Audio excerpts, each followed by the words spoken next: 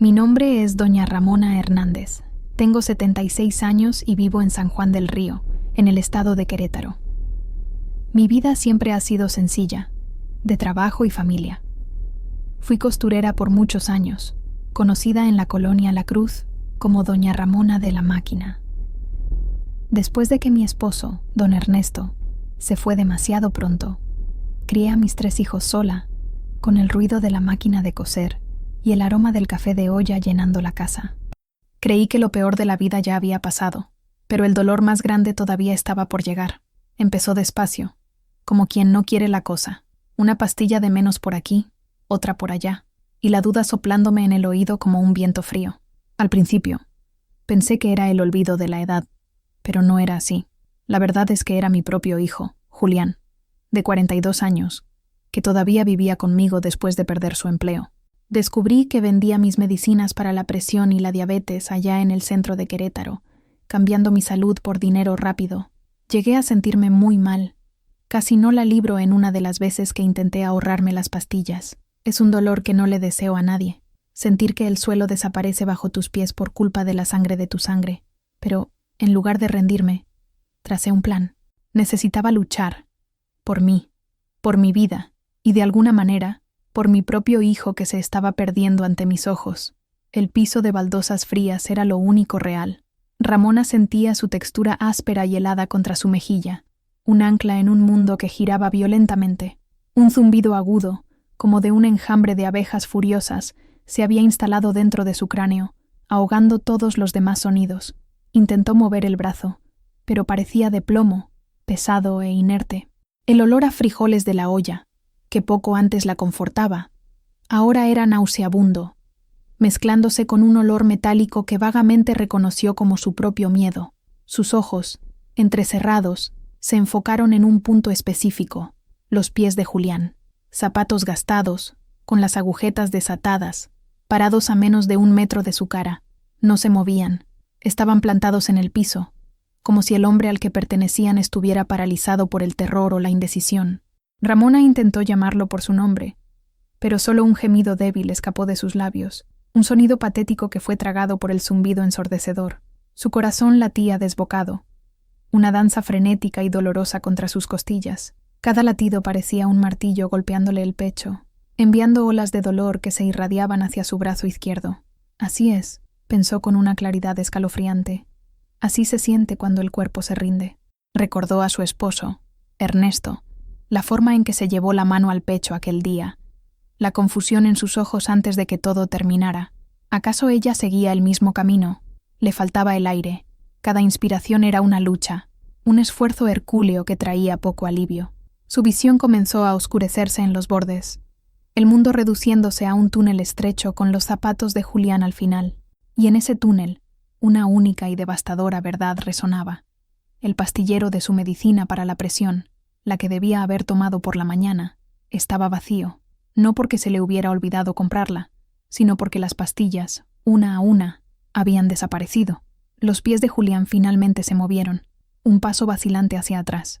Ramona vio el movimiento y una desesperación helada se apoderó de ella, más fuerte que el dolor físico. ¿Iba a dejarla ahí? Su mente gritaba, suplicaba, pero su cuerpo permanecía traicioneramente inmóvil. El zumbido se hizo más fuerte, el túnel más oscuro. El piso frío ya no parecía tan frío. Una extraña paz comenzó a instalarse sobre ella, una invitación a dejar de luchar. Y fue entonces, en el umbral de la conciencia, que escuchó su voz, temblorosa y lejana, rompiendo el silencio. «¿Mamá? Mamá, ¿qué te pasa?» Para entender la profundidad de aquel momento en el piso de la cocina, es preciso conocer a Ramona Hernández.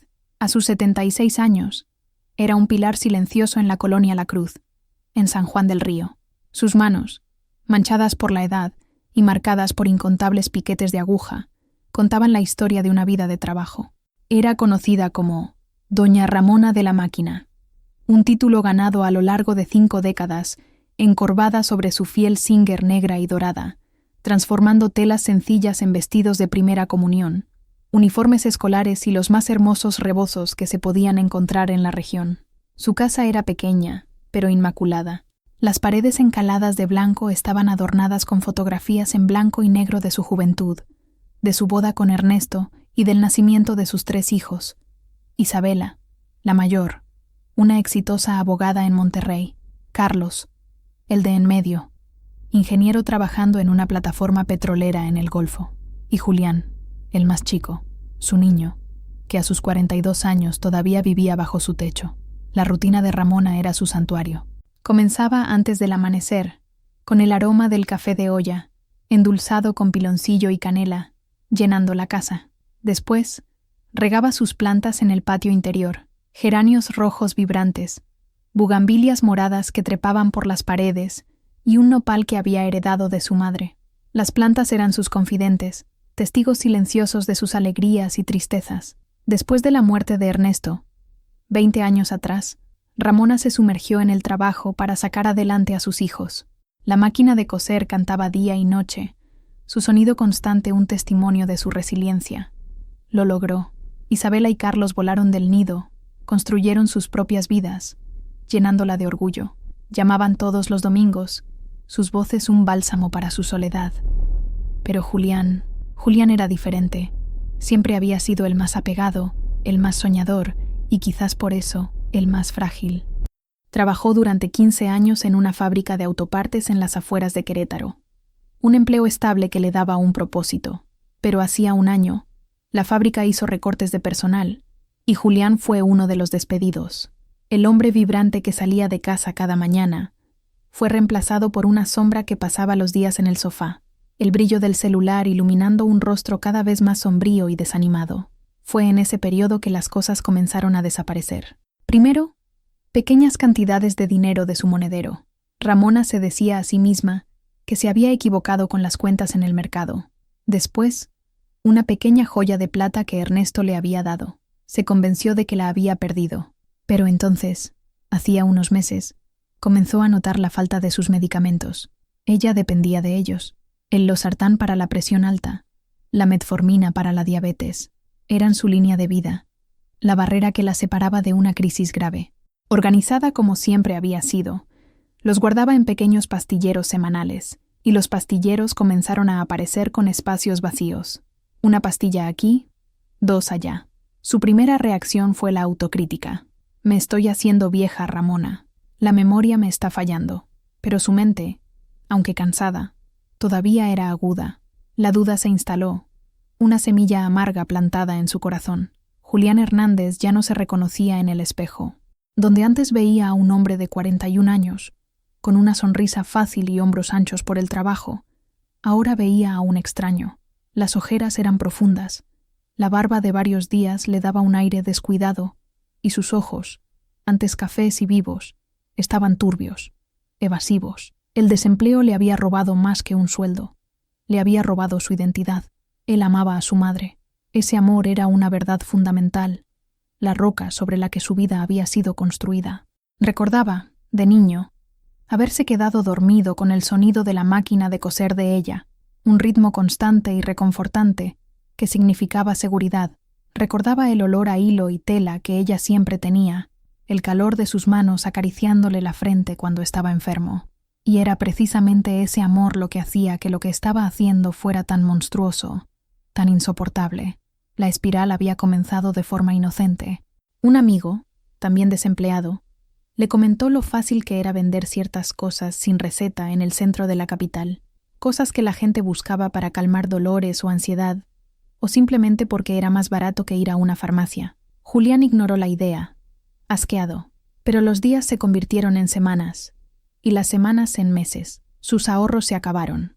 La vergüenza de pedirle a su mamá para una cajetilla de cigarros o para ponerle saldo al celular era un ácido que le corroía el alma. Un día, mientras ordenaba el baño, vio las cajas de medicamentos de Ramona. Vio los nombres, los buscó en su celular. Eran comunes, muy buscados. La tentación, antes una voz lejana, se convirtió en un grito. Es solo una. Pensó la primera vez que tomó una pastilla de losartán. Ella tiene tantas. Ni cuenta se va a dar. Le compro otra la semana que viene. Pero no la compró. El dinero que consiguió, unos pocos pesos, desapareció rápidamente. Y la necesidad regresó, más fuerte. Se convirtió en un ladrón en su propia casa. Sus movimientos eran sigilosos. Esperaba a que su madre estuviera en el patio cuidando las plantas o platicando con la vecina, Sofía, por encima de la barda. Abría el pastillero con los dedos temblorosos, la culpa pesándole en el estómago. Sacaba una, a veces dos, nunca de una sola vez para no ser obvio. Luego, tomaba el camión a Querétaro, donde se encontraba con un contacto de su amigo en un mercado bullicioso. Entregaba las pastillas y recibía el dinero, que le quemaba en el bolsillo durante todo el viaje de regreso. El dinero nunca duraba. Lo usaba para pequeñas cosas, para mantener una fachada de normalidad. Compraba el pan dulce que le gustaba a su mamá, un refresco para la comida. Eran gestos patéticos, intentos de sobornar a su propia conciencia. Pero la culpa era una sombra persistente. Evitaba la mirada de Ramona, respondía con monosílabos, se refugiaba en el brillo azulado de la pantalla del celular, donde podía ignorar al hombre en el que se había convertido. No se daba cuenta, o no quería darse cuenta, de que sus pequeños robos estaban creando un déficit peligroso.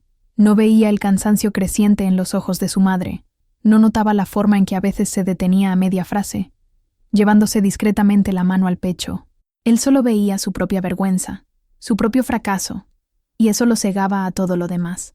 La negación es un velo cómodo, pero delgado. El de Ramona comenzó a rasgarse un martes por la tarde. Se sentía particularmente cansada, con un ligero dolor de cabeza que le pulsaba detrás de los ojos. Sabía que era la señal de que su presión estaba subiendo. Fue a buscar su pastilla de la tarde y encontró el espacio del martes en su pastillero organizador vacío. Estaba absolutamente segura de que no la había tomado. La memoria del día estaba clara en su mente. El desayuno, la plática con Sofía, el dobladillo que le hizo a una falda para la nieta de la vecina. No la había tomado. La duda se transformó en sospecha, una sensación fría y desagradable. Esa noche, cuando Julián ya dormía, sus ronquidos suaves resonando por la casa silenciosa, Ramona fue a la cocina, tomó sus cajas de medicamentos, un cuaderno viejo y una pluma. Con las manos temblando ligeramente, vació cada caja, contando cada pequeña pastilla blanca y rosada. Anotó los números. Faltaban 17 pastillas de losartán de las que debería haber para el mes, 22 de metformina. Los números en el papel eran una acusación silenciosa. Su corazón se hundió. Solo había 2 personas en esa casa, y sabía que no era ella. La idea era tan monstruosa, tan contraria a todo lo que creía sobre el amor de un hijo, que su mente intentó rechazarla. Tal vez en la farmacia me dieron de menos, pensó desesperadamente. Tal vez se me cayeron sin darme cuenta, pero eran excusas frágiles, transparentes. A partir de ese día, Ramona se convirtió en una detective en su propia casa. Comenzó a hacer pequeñas marcas con un lápiz en la parte trasera de las tiras de pastillas, invisibles a simple vista. Cada noche, después de que Julián se retiraba a su cuarto, ella hacía su conteo silencioso. La primera noche, todas las pastillas marcadas estaban allí. La segunda también. Pero el viernes, después de que Julián salió de casa por la tarde diciendo que iba a buscar trabajo, fue a revisar. Faltaban 2 pastillas de losartán y 3 de metformina. Sus marcas de lápiz habían desaparecido con ellas. No hubo lágrimas. El dolor era demasiado profundo para eso. Era un dolor hueco, un vacío que se abría en su pecho. Miró la fotografía de Ernesto en la pared de la sala. Él sonreía, joven y lleno de vida. «¿Qué harías tú, mi amor?», le preguntó en silencio. «¿Cómo fue que nuestro niño se convirtió en esto?». El silencio de la casa fue su única respuesta. La costurera, la mujer que había pasado su vida uniendo pedazos de tela para crear algo hermoso y fuerte, ahora veía a su familia deshacerse, hilo por hilo, y la aguja que estaba deshaciendo todo era empuñada por la mano de su propio hijo. La confirmación, cuando llegó, fue casi un alivio. La incertidumbre era una tortura, un veneno lento que la consumía por dentro. Sucedió un lunes lluvioso. Julián había salido de nuevo, llevándose una pequeña mochila que antes usaba para el trabajo. Ramona lo observó desde la ventana, la forma en que miraba a ambos lados antes de salir a la calle, como si temiera ser visto. Su comportamiento sigiloso era otra pieza en el doloroso rompecabezas. Movida por un impulso que no comprendía del todo, una mezcla de desesperación y necesidad de certeza, fue a su cuarto, el cuarto que ella ordenaba y limpiaba todos los días, el refugio de su hijo. De repente le pareció un territorio extraño y hostil. El aire estaba pesado con el olor a ropa sucia y a desánimo. Dudó un momento en la puerta, sintiéndose una intrusa, pero la imagen de su corazón latiendo descontroladamente, de sus manos temblando, le dio la fuerza para entrar. No sabía qué buscaba. Empezó por el escritorio, revolviendo papeles viejos, currículums desactualizados y cuentas por pagar. Nada. Miró debajo de la cama. Solo polvo y un par de zapatos viejos. Su mirada se posó en la cómoda. Abrió el primer cajón, lleno de camisetas descoloridas. El segundo, con pantalones de mezclilla. Y finalmente el tercero, el cajón de los calcetines y la ropa interior. Fue allí, escondido debajo de un montón de calcetines enrollados, donde lo encontró. No era un frasco de pastillas, como quizás esperaba. Era un fajo de billetes, doblado y sujeto con una liga. No era mucho dinero, pero era más de lo que un desempleado debería tener. Y junto al dinero, había un boleto de autobús, usado, San Juan del Río a Querétaro, ida y vuelta, con fecha del viernes anterior, el día en que las pastillas marcadas habían desaparecido. Ramona tomó el dinero y el boleto. Los billetes se sentían sucios, contaminados por la traición. El boleto de autobús era la prueba fría e irrefutable de su ruta, de su método. Todo encajó. No vendía los medicamentos en la colonia, donde podría ser reconocido. Iba a la capital, una ciudad grande y anónima, donde la salud de una anciana en San Juan del Río no significaba nada. Se sentó en el borde de la cama de Julián, la cama donde lo había arrullado para dormir, donde le había contado cuentos y cuidado de sus fiebres infantiles. El cuarto dio vueltas a su alrededor. El dolor que sintió fue diferente al de la sospecha. Era el dolor de la certeza, un dolor agudo y cortante. No era solo su salud lo que él estaba vendiendo por unos míseros pesos. Era su confianza, su amor, su historia. Era su propio futuro lo que estaba tirando por la borda. En ese momento, sentada en el cuarto de su hijo, rodeada por el desorden de su vida deshecha, Ramona Hernández se sintió completamente sola. Y fue en esa profunda soledad donde la semilla de una idea desesperada comenzó a germinar. La primera reacción de Ramona fue la rabia, una furia fría y silenciosa que le dio ganas de ir a la cocina, tomar el fajo de billetes y el boleto de autobús, y abofetearlo con ellos cuando llegara a casa. Quería gritar, acusarlo, exigir una explicación. Quería hacerle ver el abismo al que la estaba empujando. Pero, mientras estaba sentada en la cama de él, con el sonido de la lluvia golpeando la ventana, la rabia comenzó a disiparse, reemplazada por un miedo profundo y una claridad sorprendente. ¿Qué pasaría si lo confrontaba? ¿Lo negaría? ¿Mentiría? O, peor aún, lo admitiría? Y la discusión que seguiría rompería lo que quedaba de su relación para siempre. Podría simplemente hacer sus maletas e irse, dejándola sola para lidiar con su salud precaria y un corazón roto. ¿Y él? ¿A dónde iría? Probablemente a un camino aún más oscuro. No, una confrontación directa no funcionaría. Sería como intentar remendar seda con un hilo grueso de estambre. El desgarro solo se haría más grande. Conocía a su hijo. Su orgullo estaba herido, su autoestima por los suelos. La acusación directa solo lo haría levantar muros más altos. Necesitaba un enfoque diferente, un enfoque de costurera. Necesitaba encontrar los hilos sueltos de su conciencia y tirar de ellos suavemente. Necesitaba remendar la situación con paciencia, precisión y una estrategia cuidadosa. No podía forzarlo a ver la verdad. Tenía que guiarlo para que la descubriera por sí mismo. Tenía que hacerlo sentir las consecuencias de sus actos, no a través de gritos, sino a través de la realidad palpable. Se levantó y volvió a poner el dinero y el boleto exactamente donde los había encontrado, debajo de los calcetines. Se secó las lágrimas con el dorso de la mano. Su corazón aún dolía, pero su mente estaba trabajando, ensamblando las piezas. El plan que comenzó a formarse era arriesgado. Requeriría de ella una fuerza que no sabía si aún poseía. Tendría que convertirse en una actriz en su propio drama, manipulando sutilmente las escenas de su vida cotidiana para guiarlo hacia una epifanía. El plan tenía varias fases. La primera, y la más peligrosa, era hacerlo confrontar la mortalidad de ella, la fragilidad que él estaba explotando. Tendría que hacerlo mirar hacia el precipicio, para que entendiera cuán cerca del borde la estaba empujando. La segunda fase sería transferir la responsabilidad a sus hombros, transformando los medicamentos de un producto para vender en una tarea sagrada. La tercera sería apretarle el cinturón económico de una forma que no pudiera ignorar. Y la última, y quizás la más importante, sería ofrecerle una puerta de salida, un camino de regreso a la dignidad.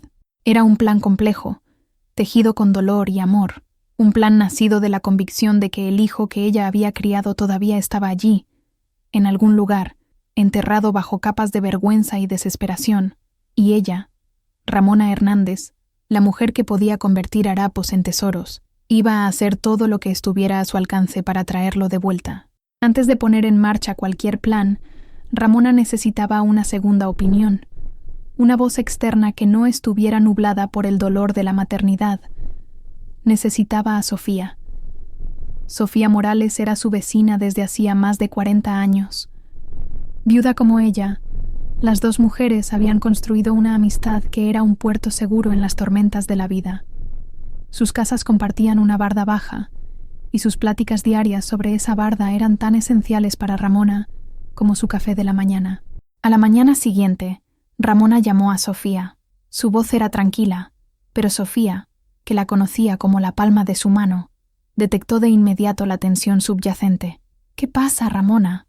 Suenas preocupada», dijo Sofía, sus ojos perspicaces examinando el rostro de su amiga.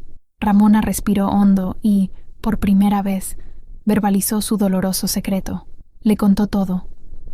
Las pastillas desaparecidas, el conteo nocturno, el descubrimiento en el cajón de los calcetines. Cada palabra era una pequeña piedra que se quitaba del pecho. Sofía escuchó en silencio, su expresión pasando de la preocupación a la incredulidad, y finalmente, a una furia justa. «Ese sinvergüenza», exclamó Sofía, golpeando la barda con la mano. «¿Cómo se atreve? Ramona, tienes que echarlo de la casa. Ahora mismo. Llama a Isabela, llama a la policía. Está tratando de matarte. Por el amor de Dios». La reacción de Sofía, aunque esperada, golpeó a Ramona con fuerza. Era la reacción lógica, la que cualquiera de fuera tendría, pero no era la suya. «No puedo, Sofía», dijo Ramona, la voz temblándole ligeramente. «Si lo echo, lo pierdo para siempre. No tiene a dónde ir, no tiene a nadie. Acabará en la calle o peor. No puedo hacer eso». «Pero está robando tus años de vida por unos cuantos pesos», insistió Sofía exasperada. «¿Qué es más importante, su bienestar o tu vida?» «Ambos», respondió Ramona con una convicción sorprendente. «Es mi hijo. Está perdido. No es malo. Si yo no lucho por él, ¿quién lo hará?» Fue entonces cuando Ramona compartió su plan. Describió las fases, la necesidad de sutileza, el objetivo de hacerlo confrontar su propia conciencia. Sofía escuchaba, su rabia dando paso a un asombro reacio. «Ramona, eso es arriesgado», dijo, negando con la cabeza. «¿Y si no reacciona como esperas? ¿Y si tu actuación se vuelve demasiado real? Estás jugando con fuego». «Mi vida ya está en riesgo, Sofía», dijo Ramona, sus ojos encontrándose con los de su amiga con una intensidad feroz. «Cada día que me roba una pastilla, estoy jugando con fuego. Al menos de esta manera, soy yo quien controla la llama. Necesito intentarlo. Necesito saber que intenté todo antes de darme por vencida con él». Sofía miró a su amiga, a su figura pequeña pero de inmensa fuerza. Vio la determinación de una madre dispuesta a caminar sobre brasas por su hijo. Suspiró, su lealtad superando su rabia. «Está bien. Terca», dijo, la voz más suave. «No estoy de acuerdo con esto. Creo que es una locura. Pero si vas a hacer esta locura, no la harás sola. Yo te ayudo. Dime qué necesitas que haga». El apoyo de Sofía fue como un bálsamo. Ramona ya no estaba sola en su misión. Tenía una aliada. El plan, por más peligroso que fuera, ahora parecía un poco más factible. La primera fase del plan era la más delicada. Ramona tenía que simular una crisis de salud, pero una que fuera innegablemente creíble. No podía ser algo vago. Tenía que ser específico, aterrador y directamente relacionado con la falta de sus medicamentos. La escena que había vivido en el umbral de la conciencia, la que abrió nuestra historia, sería su guión. La recrearía, pero esta vez, ella estaría en control. Eligió un miércoles por la noche. Julián había pasado el día en casa, más silencioso y taciturno de lo habitual. Ramona preparó la cena, caldo de pollo, la sopa que siempre hacía cuando alguien estaba enfermo. El aroma llenaba la casa, una ironía cruel que no le pasó desapercibida. Sirvió la cena, y se sentaron a la mesa en silencio. El único sonido el tintineo de las cucharas contra los platos. Ramona apenas tocó su comida. Su propio corazón latía con fuerza, no por la presión alta, sino por la ansiedad. Estaba a punto de dar el paso más aterrador de su vida. Observó a Julián. Comía con la cabeza gacha, evitando su mirada. Cuando él terminó, se levantó para llevar su plato a la cocina. Era el momento. Ramona se levantó también, un poco demasiado rápido. Se llevó la mano a la cabeza. ¡Ay!, gimió. Un sonido bajo y convincente. Julián se detuvo y la miró, una arruga de preocupación formándose en su frente. «¿Estás bien, mamá? Me siento un poco mareada», dijo. La voz débil. Dio un paso hacia él y dejó que sus rodillas se doblaran. No se tiró al suelo. Fue una caída controlada, un desplome lento, como un edificio implosionando sobre sí mismo. Su cadera golpeó el suelo con un ruido sordo y dejó que su cabeza colgara hacia un lado, los ojos revoloteando ligeramente antes de cerrarlos. Su oído se agudizó, captando cada sonido, el plato haciéndose añicos en el suelo, el grito ahogado de Julián, sus pasos apresurados hacia ella. «¡Mamá! ¡Mamá, contéstame!». Su voz estaba cargada de pánico. Real, genuino. Se arrodilló a su lado, sus manos flotando sobre ella, sin saber dónde tocar. «Mamá, ¿qué te pasa? Háblame». Ramona forzó su respiración a ser superficial, irregular. Dejó escapar un gemido de sus labios. Abrió los ojos una fracción de segundo, lo suficiente para ver su rostro. Estaba pálido, los ojos desorbitados por el terror. La sombra del sofá había desaparecido, reemplazada por un hijo aterrorizado que veía morir a su madre. Mi pecho», susurró, las palabras saliendo con dificultad. «La medicina. Se me olvidó». Esa fue la frase crucial, la semilla de la culpa, plantada directamente en el terreno fértil de su pánico. Vio la comprensión golpearlo, seguida de una ola de horror. Él no estaba pensando que a ella se le había olvidado. Estaba pensando en las pastillas que faltaban, en los espacios vacíos en el pastillero, en el dinero que tenía en el bolsillo. «Voy a llamar a una ambulancia», dijo, la voz temblorosa. «No, no», susurró Ramona, agarrando su brazo con la poca fuerza que podía simular. «Ayúdame a llegar al sofá y dame mi medicina, la de la noche, por favor». Él obedeció, su pánico convirtiéndolo en una marioneta dócil. La ayudó a levantarse, su cuerpo fuerte soportando el peso de ella. La depositó suavemente en el sofá y corrió a buscar la pastilla y un vaso de agua. Sus manos temblaban tanto que apenas pudo sostener el vaso. Ramona tomó la pastilla y se reclinó, los ojos cerrados, la respiración calmándose gradualmente. La primera parte del plan estaba completa. El disparo de advertencia había sido efectuado, y a juzgar por el rostro pálido y atormentado de Julián, había dado en el blanco. La noche que siguió fue larga y silenciosa, pero el silencio estaba cargado de una tensión palpable. Julián no volvió a su cuarto. Jaló una silla de la mesa de la cocina y se sentó junto al sofá, su presencia una vigilia inquieta en la penumbra de la sala. Ramona mantuvo los ojos cerrados, fingiendo un sueño ligero y perturbado. De vez en cuando, soltaba un suspiro tembloroso o se movía ligeramente, como si sintiera dolor. Cada pequeño sonido que hacía provocaba una reacción inmediata en Julián. Se inclinaba hacia adelante, conteniendo la respiración, tratando de descifrar su estado en la oscuridad. Ella podía sentirlo observándola. Su mirada era pesada, una mezcla de culpa, miedo y una preocupación cruda que no había visto en él en mucho tiempo. No tomó su celular, no encendió la televisión, simplemente se quedó allí, sentado, mirando a su madre, la mujer cuya vida había puesto en riesgo por unos cuantos pesos. Alrededor de las 2 de la mañana, Ramona escuchó un sonido que casi la hizo romper su papel. Era el sonido de un sollozo ahogado. Julián estaba llorando, silenciosamente, desesperadamente, tratando de contener el sonido para no despertarla. Eran los sonidos de un hombre roto, confrontado con la consecuencia más terrible de sus actos. En ese momento, Ramona tuvo que luchar contra su instinto maternal de abrazarlo y consolarlo, pero sabía que no podía. Él necesitaba pasar por eso, sentir el peso total de lo que había hecho. A la mañana siguiente, cuando Ramona abrió los ojos, esta vez de verdad, lo encontró en el mismo lugar. Su postura estaba encorvada, los hombros caídos, como si el peso del mundo se hubiera posado sobre ellos durante la noche. Sus ojos estaban rojos e hinchados. «Buenos días, mijo», dijo ella, su voz deliberadamente débil, pero suave. Él se sobresaltó. «Mamá, ¿cómo te sientes? ¿Necesitas algo? ¿Quieres que te lleve al doctor?» «Me siento un poco mejor», mintió, «pero muy débil. Creo que necesito ir con el doctor Morales. Pero hoy no. Quizás mañana. Hoy solo quiero descansar». «Claro, mamá. Lo que tú quieras», dijo apresuradamente. «Yo preparo el desayuno. Quédate ahí acostada». Fue a la cocina y Ramona lo escuchó moverse, tratando de ser lo más silencioso posible. Le preparó un té de manzanilla y un pan tostado, y se lo llevó en una charola. La sirvió con un cuidado, una ternura que eran un doloroso recuerdo del muchacho que había sido. Mientras comía, lo observó. Él no podía mirarla a los ojos.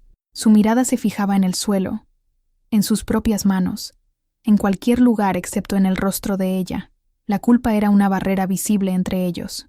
Su caída escenificada había sacudido los cimientos de su mundo. Ya no veía a su madre como una presencia constante e invulnerable. La veía como lo que era, una mujer mayor, frágil, cuya vida dependía de pequeñas pastillas blancas y rosas. Pastillas que él había estado vendiendo. La segunda fase del plan estaba a punto de comenzar. 2 días después, Ramona declaró que se sentía lo suficientemente fuerte para ir al consultorio del doctor Morales. «Pero no quiero ir sola, Julián», dijo, la voz aún con un toque de fragilidad. «¿Puedes llevarme, por favor? Me mareo cuando camino mucho». «Claro, mamá. Por supuesto que sí», respondió él, su presteza casi desesperada. El doctor Morales era un médico a la antigua, que había cuidado de la familia Hernández por más de 30 años. Había traído al mundo a Julián y había cuidado a Ernesto en sus últimos días. Ramona confiaba en él implícitamente. La noche anterior había llamado a Sofía, la vecina, quien a su vez, siendo una conocida del médico, le había pasado un recado discreto, no una mentira, sino una petición, que el doctor Morales fuera particularmente enfático sobre los peligros de la medicación irregular cuando Julián estuviera presente. El consultorio olía a alcohol y a papel viejo. Julián se sentó en una silla en la esquina de la habitación, tenso e incómodo, mientras el doctor Morales examinaba a Ramona. Le midió la presión arterial, le escuchó el corazón, le hizo preguntas. Ramona respondió honestamente, describiendo el cansancio y los mareos que sentía, síntomas que, irónicamente, eran reales debido a la medicación que le faltaba. Después del examen, el doctor Morales se sentó en su escritorio y miró a Ramona por encima de sus lentes. Su rostro estaba serio. «Ramona, tu presión está peligrosamente alta», dijo, su voz grave llenando la habitación. «Y tus niveles de azúcar también están inestables. ¿Has estado tomando tu medicación religiosamente? ¿Todos los días? ¿Sin falta?» «Yo... lo intento, doctor», dijo Ramona, lanzando una mirada fugaz a Julián. «Pero a veces, con la edad, la memoria, me falla». El doctor Morales se giró entonces hacia Julián. Su mirada era penetrante, directa. «Julián», dijo, y el tono hizo que Julián se enderezara en la silla. «Tu madre no está en una edad en la que pueda darse el lujo de olvidar. Un solo día sin la medicación correcta puede llevar a un derrame cerebral, un ataque al corazón, complicaciones con la diabetes que podrían costarle la vista o una extremidad. ¿Entiendes la gravedad de esto?» Julián tragó saliva, la manzana de Adán subiendo y bajando. «Sí, doctor, entiendo. No estoy seguro de que lo hagas», continuó el médico, implacable. «Esto no es un juego. Es una cuestión de vida o muerte. Su memoria puede estar fallando, pero la tuya no. A partir de hoy, la medicación de tu madre es tu responsabilidad. Tú te vas a asegurar de que tome cada pastilla, a la hora correcta, todos los días. Vas a organizar sus pastilleros. Vas a verificar que tenga suficientes recetas. Su vida está, literalmente, en tus manos. ¿Fui claro?» Las palabras del médico cayeron sobre Julián como rocas. «Sí, doctor», cristalino. Su voz era poco más que un susurro. «Excelente. Ramona, voy a ajustar tu dosis por unas semanas. Y quiero verte de vuelta aquí en 15 días. A ti y a Julián». Salieron del consultorio en silencio. El aire de afuera se sentía pesado. Julián no dijo una palabra en todo el camino a casa, pero Ramona vio la forma en que apretaba la mandíbula, la forma en que sus hombros estaban tensos. La carga de la responsabilidad había sido transferida. Los medicamentos ya no eran una fuente secreta de ingresos. Ahora eran un deber sagrado, una tarea impuesta por una autoridad que no podía ignorar, con la vida de su madre como la consecuencia directa de su cumplimiento o fracaso. El cambio en el comportamiento de Julián fue inmediato y drástico. Esa misma tarde, asumió su nuevo rol con una seriedad sombría. Tomó todas las cajas de medicamentos de Ramona, las llevó a la mesa de la cocina y pasó la siguiente hora organizándolas. Compró un pastillero organizador más grande, con compartimentos para la mañana, tarde y noche de cada día de la semana. Contó cada píldora, leyó cada etiqueta. A partir de ese día, su rutina cambió. Por la mañana, incluso antes de que Ramona se levantara, él colocaba su pastilla de la mañana y un vaso de agua en su buró. A la hora de la comida, aparecía con la segunda, y por la noche, no se iba a su cuarto hasta estar seguro de que ella había tomado la última. Cada vez, él esperaba, observándola tragar la pastilla, sus ojos siguiendo cada movimiento. La ironía de la situación era casi palpable. El hombre que robaba las pastillas era ahora su guardián más celoso. Las mismas manos que las habían retirado a escondidas eran ahora las que se las entregaban con un cuidado reverente. Para Ramona, cada momento era una mezcla de triunfo y dolor.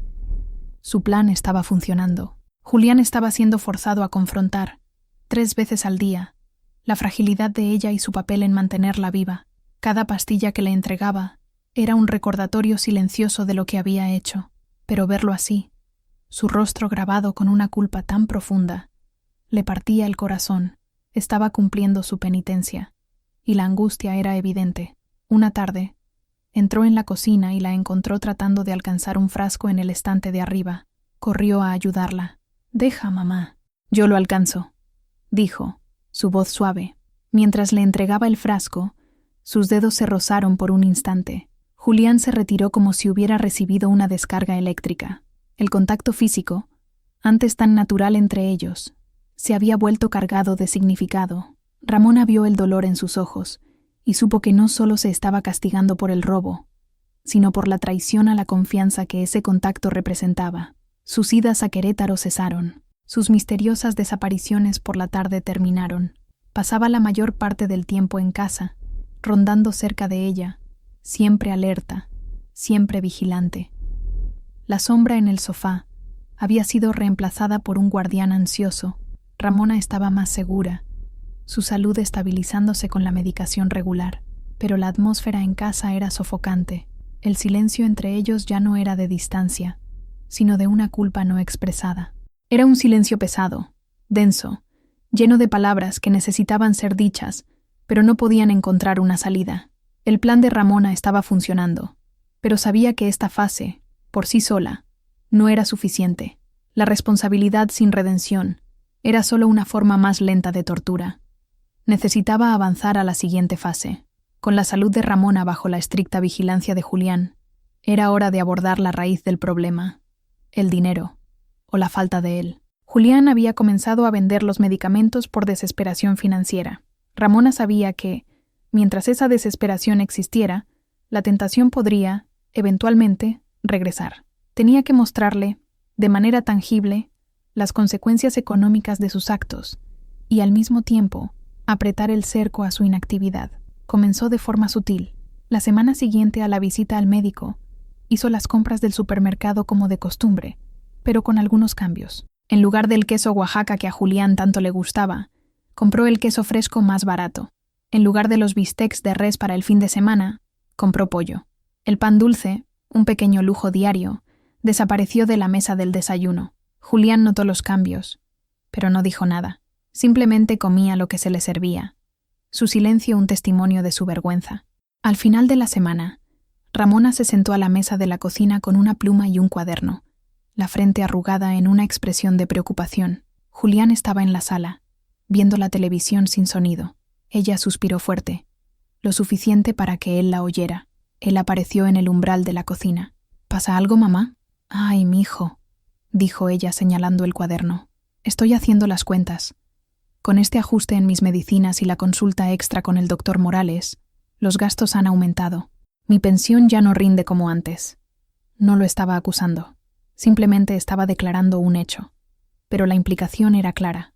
Los gastos extra eran una consecuencia directa de su crisis de salud escenificada, que a su vez era una consecuencia de las acciones de él, Las cosas van a tener que apretarse un poco por aquí por un tiempo, continuó, su voz tranquila y resignada. Menos carne. Quizás tengamos que cortar la televisión por cable. Tenemos que ser cuidadosos. Julián se quedó parado en la puerta, su rostro una máscara de miseria. Cada palabra de ella era otro clavo en su ataúd de culpa. Él era la razón por la que el queso bueno había desaparecido. Él era la razón por la que su madre, una mujer que había trabajado toda su vida, ahora estaba contando centavos. Su inacción, su desempleo, ahora tenía un costo visible en la despensa, en la calidad de vida de su madre. Esa noche, Ramona lo escuchó caminar de un lado a otro en su cuarto, inquieto. A la mañana siguiente, por primera vez en meses, salió de casa vestido con una camisa limpia y pantalones planchados. ¿A dónde vas?, preguntó Ramona. Voy a buscar trabajo, respondió, su voz baja pero firme. En serio, esta vez. Ramona asintió, su corazón sintiendo una mezcla de alivio y esperanza. La presión económica, combinada con la culpa, lo estaba empujando a la acción. Ella había creado un problema, la crisis de salud y sus consecuencias financieras, y ahora él sentía la abrumadora responsabilidad de resolverlo. Era un paso crucial, pero sabía que encontrar trabajo después de tanto tiempo sería difícil. Él necesitaría más que solo presión, necesitaría un destello de esperanza. La búsqueda de empleo de Julián resultó ser tan frustrante como temía. Regresaba a casa cada día, su breve impulso de esperanza erosionado por el rechazo y la indiferencia. Su frustración era palpable, y Ramona temía que la desesperación pudiera llevarlo de vuelta a viejos hábitos, si no fuera por su deber vigilante con los medicamentos. Necesitaba anclarlo, recordarle quién era antes del desempleo, antes de la vergüenza. Un sábado por la tarde, mientras Julián estaba sentado en el sofá, mirando al vacío, Ramona fue a su recámara y regresó con una vieja y polvorienta caja de zapatos. La puso en la mesa de centro. «Ayúdame con esto, mijo», dijo suavemente. Quería organizar estas fotos viejas. Julián miró la caja sin entusiasmo, pero se levantó y se sentó en el suelo junto a ella. Ramona abrió la caja y el olor a papel viejo y a recuerdos llenó el aire. Sacó la primera fotografía. Era de Julián, de unos 10 años, sosteniendo con orgullo un trofeo de fútbol. Su sonrisa era de oreja a oreja, los ojos brillantes. «Recuerdo este día», dijo Ramona, su voz teñida de nostalgia.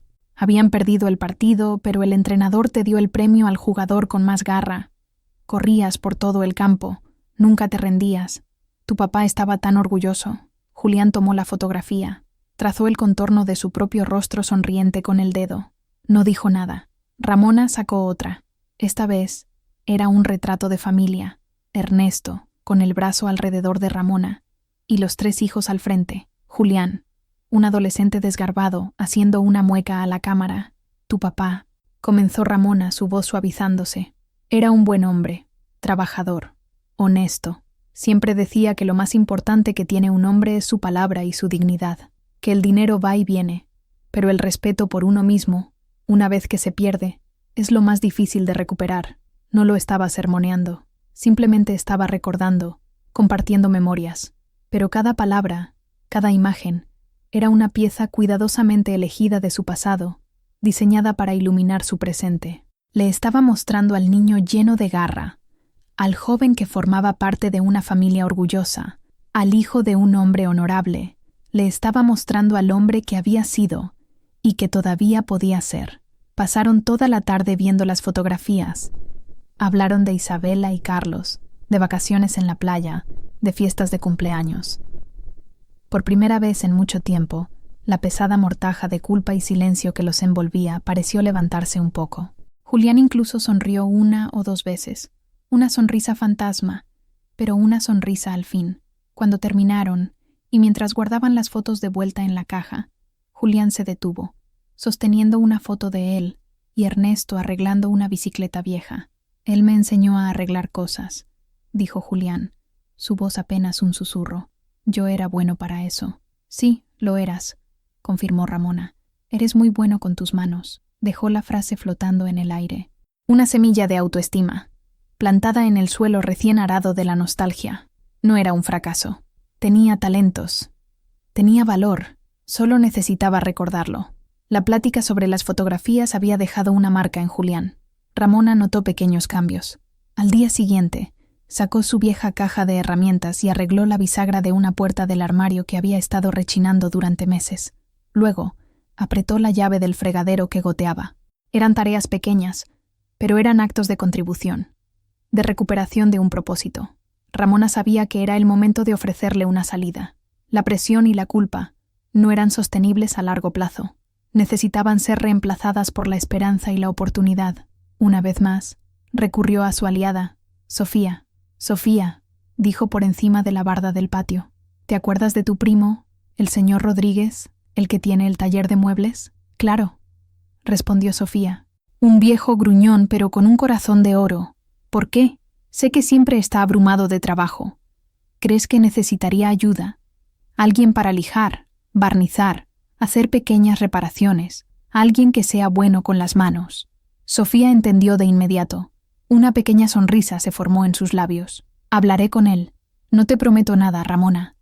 Es muy exigente». 2 días después, Sofía llamó a Ramona a la barda, su rostro iluminado. «Hablé con mi primo», refunfuñó. Se quejó de los jóvenes de hoy en día, pero dijo que está dispuesto a probar a Julián por una semana, sin compromiso. Si trabaja bien pueden platicar. El corazón de Ramona se llenó de una inmensa gratitud. Era la puerta entreabierta que necesitaba. Esa noche, en la cena, abordó el tema con cuidado. «Julián, Sofía estuvo hablando con su primo, el señor Rodríguez, el del taller de muebles. Parece que necesita una mano. Pensé en ti. Me acordé de lo bueno que eres para arreglar cosas». Julián dejó de comer y la miró, sus ojos parpadeando, como si emergiera de un largo y oscuro túnel. Un taller de muebles. Trabajo manual, honesto, lejos de las fábricas anónimas y los currículums que nunca recibían respuesta. «¿Él está buscando a alguien?», preguntó, su voz conteniendo una chispa de interés. «Está dispuesto a probar a alguien», corrigió Ramona. «Sofía dijo que puedes pasar por allí mañana por la mañana si quieres, para hablar con él». Presentó la oportunidad como una simple sugerencia, una idea casual. No quería que sintiera que era un arreglo de caridad, algo que su madre le había conseguido. La elección tenía que ser suya. Julián no respondió de inmediato. Terminó su cena en silencio, pero era un silencio diferente. Era un silencio pensativo, no de desesperación. Más tarde, Ramona lo escuchó en su cuarto, revolviendo en el armario. A la mañana siguiente, apareció en la cocina con la misma camisa limpia y los pantalones planchados. Voy a pasar al taller del señor Rodríguez», dijo, sin mirarla directamente, pero su voz tenía una resolución que no había escuchado en más de un año. Ramona simplemente asintió y sonrió. «Que te vaya bien, mijo». Mientras lo veía salir por la puerta, su paso un poco más firme, su postura un poco más erguida, Ramona sintió una oleada de emoción. Todas las piezas de su plan estaban en su lugar: la caída, la responsabilidad, la presión, el recuerdo y, finalmente, la oportunidad. Ella había construido la estructura. Ahora le tocaba a Julián cruzar la puerta. Julián regresó a casa esa tarde cubierto de aserrín y oliendo a barniz y madera. Tenía un pequeño corte en la mano y una expresión de agotamiento en el rostro, pero debajo del cansancio había algo más, algo que Ramona no había visto en mucho tiempo, un brillo de propósito en sus ojos. «¿Y bien?», preguntó ella, tratando de mantener su voz casual. «El viejo Rodríguez es un tirano», dijo Julián, pero una pequeña sonrisa se dibujó en sus labios. «Me hizo lijar una puerta entera a mano. Me duele toda la espalda». Hizo una pausa, mirando sus manos sucias. «Me dijo que regresara mañana». Una inmensa alegría floreció en el pecho de Ramona, pero se contuvo. «Eso es bueno, mijo». Los días siguientes establecieron una nueva rutina. Julián salía temprano cada mañana y regresaba al final del día, cansado pero de una manera satisfactoria. El trabajo era duro, pero era tangible. Al final de cada día podía ver el resultado de su esfuerzo: una silla restaurada, una mesa brillando bajo una nueva capa de barniz. Su papel como guardián de los medicamentos de Ramona no flaqueó. Seguía siendo lo primero que hacía por la mañana y lo último por la noche, pero la dinámica comenzó a cambiar. La culpa sombría comenzó a ser lentamente reemplazada por un sentido de deber protector. No solo estaba cumpliendo una penitencia, estaba cuidando a su madre. Sin embargo, el plan de Ramona aún no estaba completo. La verdad todavía flotaba entre ellos, sin ser dicha. Una noche, aproximadamente una semana después de que comenzara a trabajar, Ramona escuchó un ruido proveniente de su cuarto mucho después de que se había acostado. Se levantó y fue a asomarse por la puerta entreabierta. Julián estaba sentado en el borde de su cama, mirando el pequeño pastillero organizador de la semana siguiente, que ya había preparado. Sostenía una de las pequeñas pastillas de losartán en la palma de su mano, mirándola fijamente como si fuera un objeto extraño y poderoso. Ramona vio cómo sus hombros se sacudían, el ruido de su conciencia, que había sido ahogado por la desesperación y la vergüenza, ahora era ensordecedor. Se retiró silenciosamente, con el corazón encogido por él. Sabía que el momento de la verdad se acercaba. Todas sus acciones, todas sus cuidadosas artimañas, habían llevado a este punto. Un hombre solo en su cuarto, confrontando la enormidad de su error. Ella le había mostrado el precipicio, le había dado la responsabilidad y le había abierto una puerta. Ahora, la confesión, la liberación final, tenía que venir de él, y solo de él. El clímax no sucedió con un estruendo, sino con un susurro. Fue un domingo por la noche, 2 semanas después de la visita al doctor Morales. La casa estaba en silencio. Ramona estaba en su sillón, remendando un mantel, su aguja moviéndose con un ritmo constante y familiar. Julián estaba sentado en el sofá, mirando sus manos encallecidas por el trabajo en el taller. No había dicho casi nada durante la cena, y ahora, el silencio en la sala era tan denso que parecía tener peso. Ramona continuó cosiendo, sintiendo la mirada de él sobre ella. Esperó. Finalmente, él habló. Su voz era ronca, quebrada. «Mamá». Ramona dejó de coser, pero no levantó la cabeza. Dejó las manos con la aguja y la tela en su regazo. «Sí, mijo». Hubo una larga pausa. Lo escuchó respirar hondo. Un sonido tembloroso. «Tú no te olvidaste de la medicina esa noche», dijo. No era una pregunta. Era una afirmación. «Fui yo». Ramona finalmente levantó la mirada y la encontró con la de él. Sus ojos estaban a punto de desbordarse de lágrimas no derramadas. «Fui yo quien las tomó», continuó, la voz quebrándose. «Tus pastillas, todas, durante meses. Yo las vendía». Las palabras, finalmente dichas, flotaron en el aire entre ellos, terribles y liberadoras. El rostro de Julián se contrajo de dolor, y las lágrimas que había contenido durante tanto tiempo comenzaron a rodar por sus mejillas. Estaba desesperado, mamá. Me sentía un inútil, una carga, y no podía pensar con claridad. Solo vi una salida fácil, y no pensé, o no quise pensar en lo que te estaba haciendo. Se levantó del sofá y se arrodilló frente al sillón de ella, con la cabeza gacha. Su cuerpo temblaba con sollozos. Esa noche, cuando te caíste, pensé que te había matado. Pensé que mi egoísmo, mi estupidez, te habían matado, y no podría vivir con eso. Agarró la mano de ella, su mano fuerte y encallecida envolviendo la de ella, arrugada y frágil. «Perdóname, mamá, por favor, perdóname. Sé que no lo merezco, pero yo lo siento mucho, lo siento tanto». Su confesión era un río de dolor y arrepentimiento, lavando toda la mentira y el engaño que los había envenenado. No estaba poniendo excusas. Estaba asumiendo la responsabilidad total, exponiendo su alma herida ante ella. Ramona miró a su hijo arrodillado a sus pies, su cuerpo sacudido por la fuerza de su remordimiento. Su niño, el hombre que había criado. Su primera reacción no fue de triunfo porque su plan había funcionado. No fue de rabia por la confirmación de su traición. Fue una ola abrumadora de amor y compasión. No dijo, «Lo sé». No dijo, «Te lo advertí». No dijo nada que pudiera avergonzarlo aún más. En cambio, soltó su mano de la de él, y con ambas manos le levantó el rostro. Lo obligó a mirarla, a ver más allá de sus propias lágrimas. Los ojos de ella también estaban húmedos, pero su mirada era firme y llena de un amor incondicional. «Mírame, Julián», dijo, su voz suave pero inquebrantable. Él encontró la mirada de ella, su rostro un mapa de miseria. «Soy tu madre», continuó. «El perdón de una madre no es algo que se merezca, es algo que simplemente es». Lo atrajo hacia sí, envolviéndolo en un abrazo. Julián enterró el rostro en el hombro de ella, y el sonido de su llanto llenó la sala, finalmente libre, sin restricciones. Ramona lo abrazó con fuerza, acariciándole la espalda, de la misma manera que lo hacía cuando era un niño que se había caído y raspado la rodilla.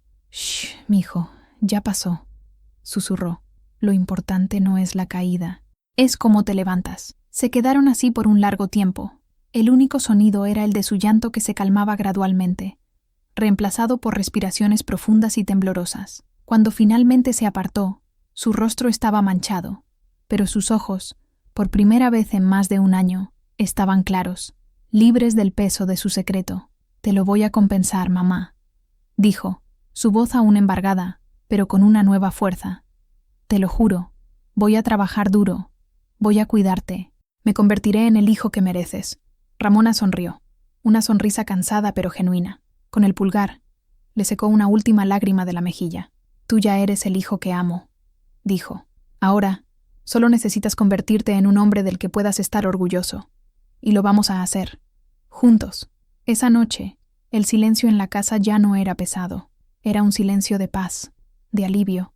La herida había sido abierta, limpiada y, finalmente, estaba comenzando a sanar. El hilo que Ramona había usado para remendar su corazón era el del perdón, y era el hilo más fuerte de todos. La confesión de Julián no fue un final, sino un comienzo. Fue el punto de inflexión, a partir del cual la verdadera reconstrucción pudo comenzar. La dinámica en la casa se transformó de la noche a la mañana. La tensión que los había envuelto se disipó, reemplazada por una nueva y frágil honestidad. Julián continuó trabajando en el taller de muebles. El señor Rodríguez, viendo su dedicación y su talento natural, le ofreció un empleo de tiempo completo. Por primera vez en más de un año, Julián tenía un sueldo. El primer día que le pagaron, no compró nada para sí mismo. Fue a la farmacia y compró un suministro de 3 meses de los medicamentos de Ramona. Llegó a casa y puso las cajas en la mesa de la cocina. «Esto es para que nunca más tengas que preocuparte, mamá», dijo, su voz llena de una emoción contenida. Ramona tomó una de las cajas, sintiendo su peso en la mano. Era más que solo medicina, era un símbolo de redención. Las pequeñas cosas cambiaron. Julián comenzó a hablar más durante la cena, contándole sobre su día en el taller, sobre los desafíos de restaurar una pieza de madera antigua. Comenzó a sonreír de nuevo, una sonrisa genuina que le llegaba a los ojos. Volvió a arreglar cosas por la casa, no por obligación, sino por placer. Mantuvo su responsabilidad sobre los medicamentos de Ramona, pero ahora era un ritual de afecto, no de penitencia. Le entregaba las pastillas con un «Aquí tienes, mamá», con amor, y ella respondía con un «Gracias, mijo». Un sábado, insistió en llevarla a pasear al centro de San Juan del Río. Caminaron despacio por la plaza. Se sentaron en una banca a ver a los niños jugar. Le compró una nieve de vainilla, su favorita. Eran momentos sencillos, pero lo significaban todo. Significaban que estaban reconstruyendo su relación, no sobre las cenizas del pasado, sino sobre una nueva base de honestidad y respeto mutuo. Ramona sentía el cambio no solo en él, sino también en ella misma. El miedo constante con el que había vivido había desaparecido. Su salud mejoró, no solo por la medicación regular, sino porque su corazón estaba más ligero. Su plan, nacido de la desesperación, había funcionado más allá de sus más locas expectativas. No solo había salvado su propia vida, había rescatado el alma de su hijo. Pasaron 6 meses. La primavera llegó a San Juan del Río, pintando el patio de Ramona con colores vibrantes. Las bugambilias estaban en plena floración, una cascada de púrpura contra la pared blanca. La vida había encontrado un nuevo ritmo, una nueva melodía. Julián prosperaba en el taller. El señor Rodríguez, impresionado con su habilidad y ética de trabajo, le había dado más responsabilidades. Julián hablaba con orgullo de su trabajo, de la belleza de dar nueva vida a un mueble olvidado. Había comenzado a ahorrar dinero, a hablar de, quizás algún día, encontrar su propio lugar, no por querer huir, sino por querer construir su propia vida, sobre sus propios pies. Su relación con Ramona era ahora más fuerte que nunca. Se basaba en una verdad cruda y desnuda. Habían enfrentado lo peor de sí mismos y habían salido del otro lado, juntos. Había una nueva profundidad en su vínculo, un entendimiento mutuo que solo puede nacer de superar una gran prueba. Un domingo por la mañana, Ramona estaba sentada frente a su vieja máquina de coser, no trabajando por necesidad, sino por placer. Estaba haciendo un nuevo juego de cortinas para la cocina. El zumbido familiar de la máquina llenaba la casa, Pero ya no era un sonido de lucha solitaria, era un sonido de contentamiento. Julián entró en la sala, trayendo 2 tazas de café de olla. Puso una a su lado y se sentó cerca, observándola trabajar. «Sabes, mamá», dijo después de un rato, «a veces todavía me siento avergonzado por lo que hice». Ramona detuvo la máquina y se giró hacia él. «La vergüenza es el fantasma del error, mijo. Nos muestra dónde estuvimos, para que nunca olvidemos la lección. Pero no podemos dejar que el fantasma nos impida vivir en el presente». Tomó la mano de él. «Yo no veo al hombre que cometió el error, veo al hombre que lo enmendó. Y de ese hombre estoy orgullosa». Julián apretó la mano de ella, un brillo de gratitud en sus ojos. El pasado no había sido borrado, sino integrado. Se había convertido en parte de su historia, una cicatriz que les recordaba su capacidad de sanar. La plática con sus otros hijos, Isabela y Carlos, también había cambiado. Ramona ya no tenía que fingir que todo estaba bien. Aunque nunca les contó la historia completa, ese era un asunto entre ella y Julián. Su voz tenía una nueva ligereza que ellos notaron. Y Julián, a su vez, comenzó a participar en las llamadas, a hablar con sus hermanos, con una confianza renovada. La familia, que se había deshilachado en los bordes, estaba siendo tejida de nuevo, más fuerte que antes. Ramona estaba en su patio, cuidando sus geranios. El sol de la mañana calentaba su espalda. El aire era fresco, perfumado con el olor a tierra húmeda y a flores. Con sus manos expertas, quitaba las hojas secas, atendiendo cada planta con una atención amorosa. Miró hacia su casa. La puerta de la cocina estaba abierta, y podía escuchar a Julián tarareando en voz baja mientras preparaba el desayuno. El sonido se mezclaba con el canto de los pájaros.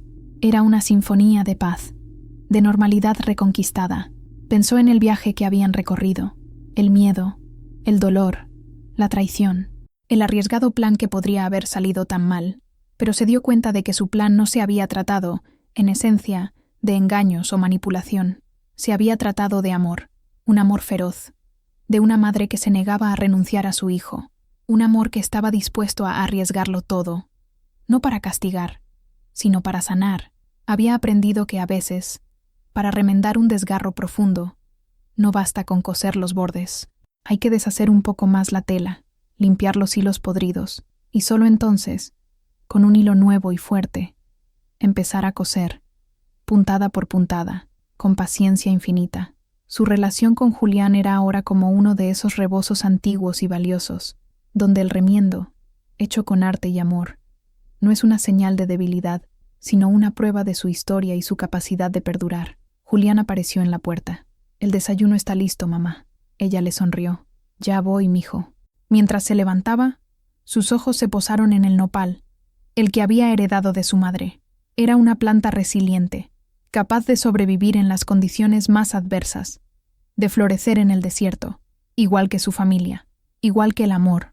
Ramona se enderezó, sintiéndose más fuerte y saludable de lo que se había sentido en años. Caminó hacia la cocina, hacia el olor a café y el sonido de la voz de su hijo. Su historia no era sobre un casi final, sino sobre un recomienzo difícil y hermoso.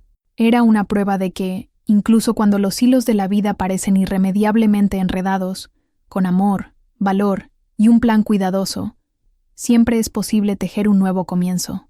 La historia de Ramona y Julián es un poderoso recordatorio de que la resiliencia humana, al igual que las plantas en su jardín, puede florecer incluso después de los inviernos más duros. Es una celebración de la fuerza silenciosa que reside en el perdón y la esperanza. Si este viaje de una madre y un hijo ha tocado tu corazón, nos encantaría saberlo. Deja un comentario abajo compartiendo tus pensamientos. Tu me gusta nos ayuda a llevar estas historias a más personas que, como tú, aprecian la profundidad de la experiencia humana. Y si aún no lo has hecho, suscríbete a nuestro canal. Prometemos seguir trayéndote narrativas que, como una costura bien hecha, nos unen a todos en el gran tapiz de la vida. Gracias por escuchar.